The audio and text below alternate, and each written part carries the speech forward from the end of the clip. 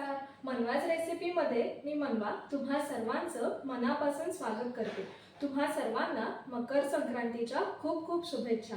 आज आपण मकर संक्रांतीनिमित्त गुळाची पोळी अचूक प्रमाणात कशी करायची ते बघणार आहोत. चला तर मग आपण रेसिपीला सुरुवात करूया.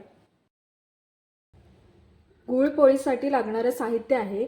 मी इथे 1.5 वाटी तीळ घेतलेला आहे. इथे ह्याला मी कुठे पॉलिश केलेला तीळ घेतला नाहीये, साधा तीळ घेतलेला आहे. त्यानंतर मी अगदी पाव वाटीपेक्षा थोडं कमी बेसन घेतलेलं आहे. पाव वाटी मी सुखं खोबरं घेतलेलं आहे. त्याच्यानंतर मी इथे साधारण 2.5 ते 3 वाट्या गुळ बारीक चिरून घेतलेला आहे. त्यानंतर इथे मी गव्हाचं पीठ 2 वाट्या घेतलेलं आहे. त्याच्यात थोडंसं घालण्यासाठी मी इथे पाव कप बेसन घेतले आणि चवीनुसार मीठ घेतलेलं आहे. चला तर मग आपण आता आपल्या रेसिपीला सुरुवात करूया. आपण गुळपोळीचं सारण करून घेणार आहोत. मी त्याच्यासाठी इथे हे 1.5 कप तीळ घेतलेले आहे. ते आता या कढईमध्ये ओतून चांगले भाजून घेणार आहे आणि भाजताना आपण गॅस बारीक ठेवूनच हे भाजून घ्यायचे आहे. व्यवस्थित ते तडतडेपर्यंत तीळ भाजून घेणार आहोत. हे मी इथे बिना पॉलिशचे तीळ घेतलेले आहेत. तुम्ही कोणतेही तीळ वापरले तरी चालेल. तीळ चांगले खरपूस होईपर्यंत आपण भाजून घेणार आहोत. आता इथे तुम्ही बघू शकता आपले तीळ भाजून होत आलेले आहेत. आता त्याच्यातनं असा तडतड आवाज येतोय, म्हणजे आपण समजायचं की आपले तीळ भाजून होत आलेले आहेत.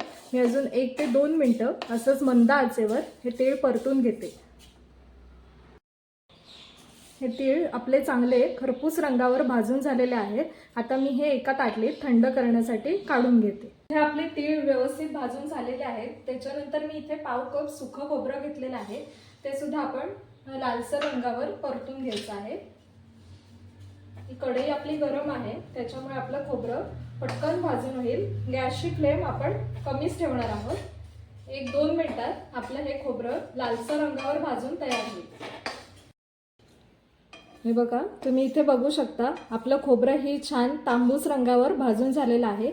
तेही मी आता एका ताटलीमध्ये काढून घेते. ते त्याच कढईमध्ये साधारण अर्धा ते 1 चमचा ह्याच्यामध्ये तेल टाकून घेणार आहे. तेल हलकंसं गरम झाल्यानंतर हे जे मी इथे पाव वाटी बेसन पीठ घेतलेलं आहे ते सुद्धा आपण तेलामध्ये चांगलं खरपूस रंगावर भाजून घ्यायचं आहे. इथे सुद्धा आपण गॅसची फ्लेम स्लो ठेवूनच हे बेसन छान तांबूस होईपर्यंत भाजून घेणार आहोत. हे बघा, आपलं बेसन सुद्धा इथे चांगलं भाजून झालेलं आहे. आता हे सुद्धा मी एका ताटलीमध्ये थंड होण्यासाठी काढून घेते. आता आपलं इथे पांढरे तीळ आणि सुकं खोबरं चांगलं भाजून झालेलं आहे. आता आपण हे अगदी थोडंसं मिक्सरमध्ये फिरवून घेणार आहोत. एकदम बारीक पूड करायची नाहीये, थोडंसं हलकंसं फिरवून घेणार आहोत. त्यानंतर ह्यामध्ये गूळ घालून आपण परत फिरवायचं आहे. त्याच्यामुळे सुरुवातीला हे तीळ अगदी थोडेसे क्रश करून घेणार आहोत. इथे तुम्ही बघू शकता मी अगदी जाडसरच तीळ आणि खोबरं ठेवलेलं आहे. आता ह्याच्यामध्ये गूळ ॲड करून मी पुन्हा एकदा मिक्सरमधून ह्याचं चांगलं मिश्रण तयार करून घेते. आणि ह्याच्यामध्ये आपण जे बेसन भाजून घेतलेलं आहे ते सुद्धा आपण ह्याच्यामध्ये ॲड करणार आहोत. तुम्ही इथे बघू शकता एका मिक्सरच्या भांड्यात मी तीळ आणि खोबरं बारीक केलेलं घेतलेलं आहे. आता त्याच्यामध्ये हा बारीक चिरलेला गूळ मी थोडा थोडा करून मिक्स करून घेणार आहे आणि हे सगळं मिक्सरच्या भांड्यातनं फिरवून घेणार आहे. हे बघा, तुम्ही इथे बघू शकता आपलं गुळपोळीचं सारण इथे बनवून तयार आहे. हे बघा, मी ह्याचा एक गोळा करून दाखवते. व्यवस्थित असं हे मिश्रण एकजीव होतंय. जर तुम्हाला वाटत असेल की मिश्रण आपलं अगदी फार कोरडं झालंय तर ह्याला अगदी एखादा चमचा साजूक तूप लावून ते चांगलं एकजीव केलं तरी पण ह्याचा छान असा गोळा तयार होईल. आता इथे आपलं सारण बनवून तयार आहे. आता आपण गुळपोळीसाठी लागणारी कणिक कशी भिजवायची ते बघूया. आता आपण गुळपोळीसाठी लागणारी कणिक कशी भिजवायची ते बघूया. इथे मी साधारण 2 वाट्या गव्हाचं पीठ घेतलेलं आहे. आता त्याच्यामध्ये अगदी थोडंसं चवीनुसार मीठ घालून घेणार आहोत. त्याच्यानंतर मी इथे पाव कप बेसन पीठ घेतलेलं आहे. ते सुद्धा मी या गव्हामध्ये मिक्स करून घेणार आहे. बेसन पिठामुळे पोळी अशी आपली सामट होत नाही. इथे आपण मैद्याऐवजी गव्हाच्या पिठाचा वापर केलेला आहे. गव्हाच्या पिठामुळे पोळी अशी थोडी आंबट होऊ शकते, त्याच्यामुळे आपण हे थोडंसं पाव कप बेसन घालणार आहोत. त्याच्यानंतर मी इथे अगदी 2 चमचे गरम तेलाचं मोहन केलेलं आहे, ते आता आपण ह्याच्यामध्ये घालून घेऊया. आता हे तेल आपल्या हाताला सोसवेल असं झाल्यानंतर हे सगळं या पिठाला चांगलं एकजीव करून घेणार आहोत. हे व्यवस्थित पिठाला चोळून घ्यायचं आहे तेल अशा पद्धतीने.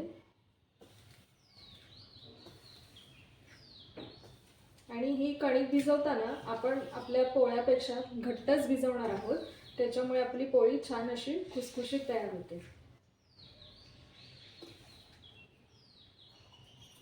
आता ह्याला चांगलं तेल मिक्स करून घेतलेलं आहे. आता आपण ह्याच्यामध्ये थोडं थोडं पाणी घालून ही कणिक चांगली भिजवून घेऊया.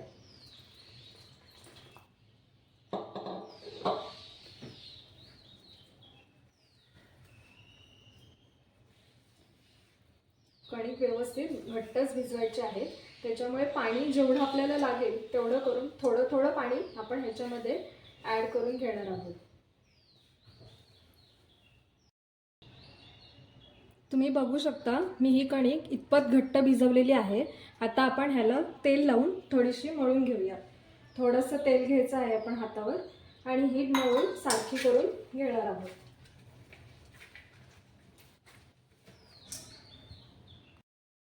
ही बघा, इथे आपली कणिक भिजवून तयार झालेली आहे.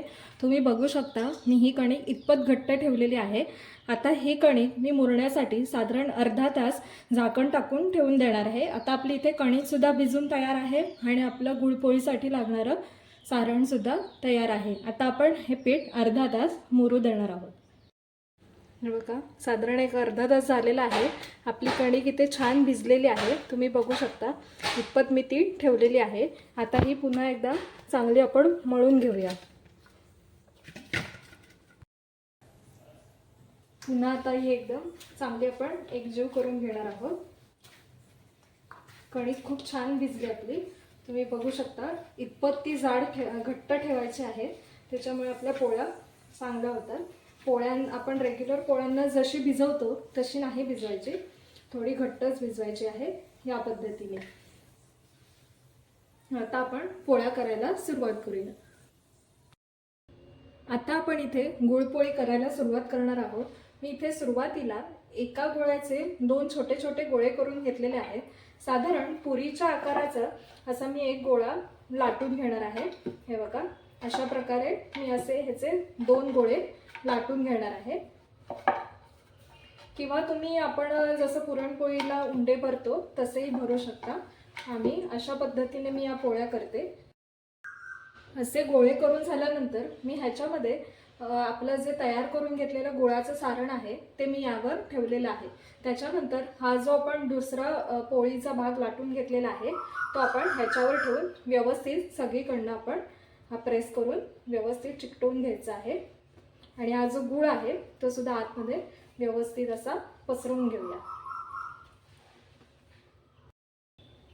त्यानंतर मी याला थोडीशी तांदूळाची पिठी लावून घेतलेली आहे आणि आता आपण हलक्या हाताने ही पोळी लाटून घेणार आहोत. व्यवस्थित लाटून घ्यायची आहे, एकदम पातळ नाही लाटायची, मीडियम ठेवायची आहे. व्यवस्थित लाटून सगळीकडनं गोल गोल फिरून पोळी लाटून घेणार आहोत अशा पद्धतीने.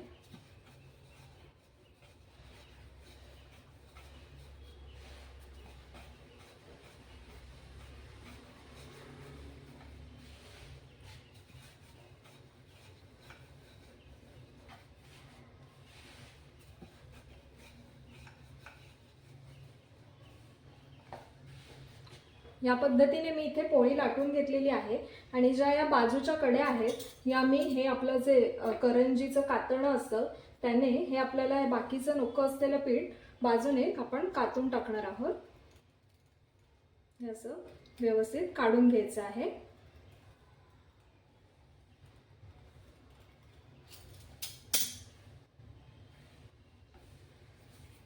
तुम्ही बघू शकता इथे आपली ही गुळपोळी लाटून तयार आहे. आता मी एकीकडे तवा तापत ठेवलेला आहे.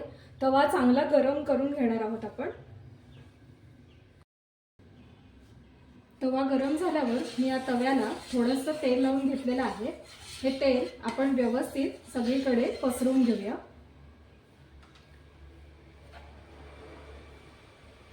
त्यानंतर तयार केलेली ही जी पोळी आहे ही मी तव्यावर टाकून घेते अशा पद्धतीने. आता ही छान आपण खरपूस रंगावर भाजून घेणार आहोत. हे बघा, तुम्ही बघू शकता खूप छान असा रंग आपल्या पोळीला आलेला आहे. कुठेही गूळ पोळीतनं बाहेर आलेला नाहीये.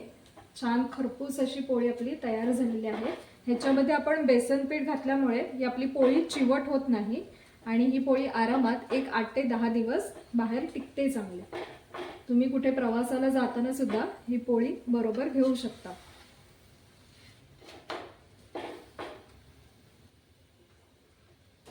आता मी या एका जाळीमध्ये ही पोळी काढून घेते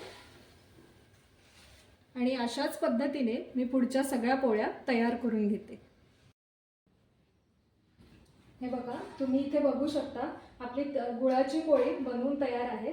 हे बघा, असा या गुळाच्या पोळीचा तुकडा मोडला पाहिजे आणि आपल्या पोळीचा छान असा तुकडा मोडलेला आहे.